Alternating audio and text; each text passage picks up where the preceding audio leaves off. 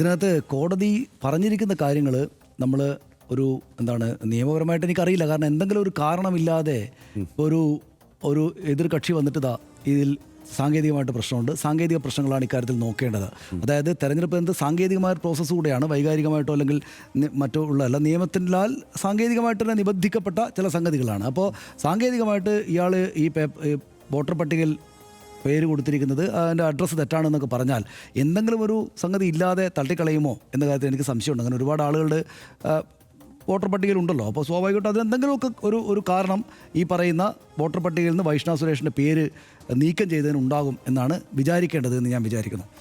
പക്ഷേ അതേസമയം കോടതി ഇന്ന് ചൂണ്ടിക്കാണിച്ചത് നമ്മൾ അതിൻ്റെ കോടതി ഉദ്ദേശിച്ച അർത്ഥത്തിൽ നോക്കുകയാണെങ്കിൽ വളരെ കൃത്യവുമാണ്. കാരണം 24 വയസ്സ് മാത്രമുള്ള ഒരു കുട്ടി ഒരാൾ വന്നിട്ട് തെരഞ്ഞെടുപ്പിൽ മത്സരിക്കാൻ വേണ്ടി വരുന്നു.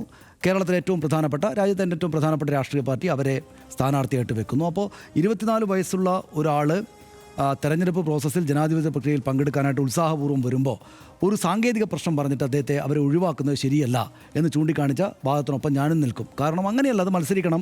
എന്തെങ്കിലും ചെറിയ പ്രശ്നങ്ങളാണെങ്കിൽ അത് പരിഹരിച്ചു കൊടുത്ത് അവരെ വോട്ടർ പട്ടികയിൽ ഉൾപ്പെടുത്തിയിട്ട് അവർ നിശ്ചയമായിട്ടും സ്ഥാനാർത്ഥിത സംഗതിയിലേക്ക് വരണം, മത്സരിക്കണം, ജയിക്കുകയോ തോൽക്കുകയോ ചെയ്യണം. അതൊക്കെ അങ്ങനെ നടക്കണം. അതായത് ചെറിയൊരു ഒരു പേരെഴുതിയതിൽ എന്തെങ്കിലും വ്യത്യാസമുണ്ടായി, ഒരു സാങ്കേതിക പ്രശ്നമുണ്ടെന്ന് പറഞ്ഞിട്ട് ഒരു സ്ഥാനാർത്ഥിയുടെ വോട്ട് തള്ളിക്കളയുക എന്ന് പറയുന്നത് ശരിയല്ല. പക്ഷേ അപ്പോഴും ഈ അഭിപ്രായം ഞാൻ പറയുമ്പോഴും ഇതിനെല്ലാം ഒരു സുഘടിതമായിട്ടുള്ള ഒരു പ്രോസസ്സ് ഉണ്ടാകുമല്ലോ. ആ പ്രോസസ്സിൽ എന്തോ കുഴപ്പം ബോധ്യപ്പെട്ടതുകൊണ്ടായിരിക്കുമല്ലോ ഇതിൻ്റെ പല ലെയർ കടന്നിട്ട് ആ പേര് അതിൽ വരാത്തത് എന്ന സംശയം എനിക്കുണ്ട്.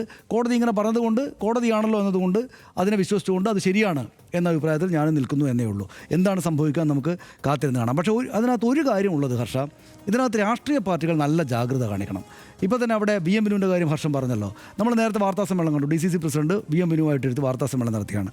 ബി എം ബിനുവിന് വോട്ടവകാശമില്ല, അദ്ദേഹം വോട്ടർ പട്ടികയിൽ പേരില്ല എന്ന് ഇവരറിയുന്നത് ഇന്ന് രാവിലെയാണ്, അല്ലെങ്കിൽ ഇന്ന് വാർത്താസമ്മേളനം നടന്നതിന് തൊട്ട് മുമ്പാണ്. അങ്ങനെയാണോ അതിൻ്റെ കാര്യം വേണ്ടത്?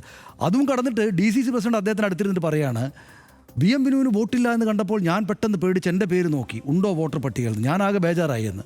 അതെന്തൊരു വർത്തമാനമാണ്! ഒരു DCC പ്രസിഡന്റ് തെരഞ്ഞെടുപ്പ് കാര്യത്തിലേക്ക് പോകുമ്പോൾ ആദ്യം നോക്കേണ്ടത് എന്താണ്? വോട്ടർ പട്ടികയിൽ പേരുണ്ടോ എന്നല്ലേ നോക്കേണ്ടത്. ഒരു സ്ഥാനാർത്ഥിയായിട്ട് ഒരാളെ പ്രഖ്യാപിക്കുമ്പോൾ ഇദ്ദേഹത്തിൻ്റെ പേര്, വൈഷ്ണയുടെ കാര്യം പിന്നീട് തള്ളപ്പെട്ടതാണ്, ബി എം ബിനുവിനെ സ്ഥാനാർത്ഥിയായിട്ട് പ്രഖ്യാപിക്കുന്നു. അപ്പോൾ ബി എം ബിനു എന്ന പേര് വോട്ടർ പട്ടികയിലുണ്ടോ എന്ന് ആദ്യം നോക്കേണ്ടത് ആരാണ്? അദ്ദേഹം സിനിമാ സംവിധായകനാണ്, ഇവിടുത്തെ സെലിബ്രിറ്റിയാണ്, കോഴിക്കോട്ട് അദ്ദേഹത്തെ അറിയാത്ത ആളുകളുണ്ടോ? ഇതൊക്കെ ശരി. പക്ഷേ അതിപ്പോൾ സെലിബ്രിറ്റി മോഹൻലാൽ ആണെങ്കിലും സനീഷ് ആണെങ്കിലും ഒരേ സ്റ്റാറ്റസേ ഉള്ളൂ വോട്ടർ പട്ടികയിൽ. വോട്ടർ പട്ടികയിൽ പേരുണ്ടെങ്കിൽ മോഹൻലാലിന് സ്ഥാനാർത്ഥിയാകാം, വോട്ടർ പട്ടികയിൽ പേരുണ്ടെങ്കിൽ സനീഷ് സ്ഥാനാർത്ഥിയാകാം. മോഹൻലാൽ മഹാനായിട്ടുള്ള സെലിബ്രിറ്റിയാണ് എന്നതുകൊണ്ട് പ്രത്യേകിച്ചൊരു എക്സ്ക്യൂസ് ഇല്ല, ബി എം ബിനുവിനും ഇല്ല.